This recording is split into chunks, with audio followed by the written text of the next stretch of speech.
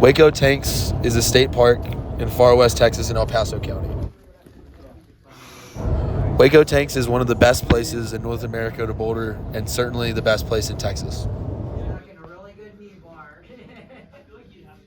Right, hello, unsuspecting hiker and boulderer. Howdy.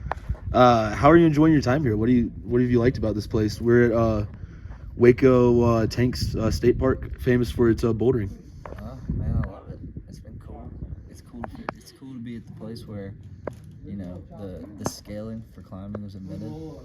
I want to get the book and read it eventually, but it's pretty sweet. All this stuff is way too hard for me to do, so I've just been failing the whole time. Yeah. But you know, that's climbing, bro. And have you seen any Native American art?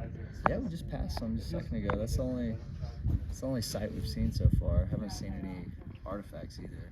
What were the paintings of? I couldn't really tell what most of them were, but one of them was like really a distinctive deer, like a buck, or like a 6-point or something. But hopefully we can see some of the masks. Apparently that's like the most famous out of all the paintings. So yeah, it's been pretty cool. Well, thank you. Hueco Tanks is home to ancient Native American paintings seen all over cave walls. Austin Purdy in Hueco Tanks State Park. He officially became a bouldering guide this morning. What's that process been like, Austin, and just what basically made you want to be a bouldering guide here?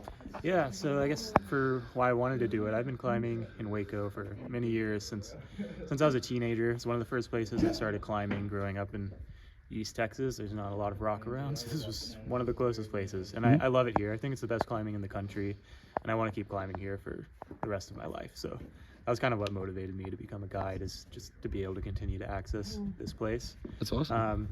And as for the process, it was pretty cool. I mean, I feel like as climbers, a lot of times all we think about are the rocks, but it was cool to get to learn a lot more about the history of this place. The V-scale rating difficulty in bouldering was created here.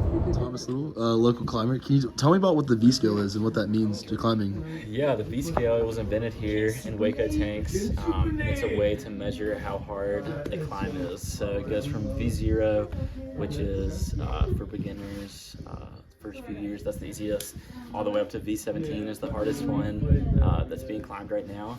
And it was named after a guy that invented the scale here in Hueco, named John Sherman. I think his nickname was Verm, so V for Verm.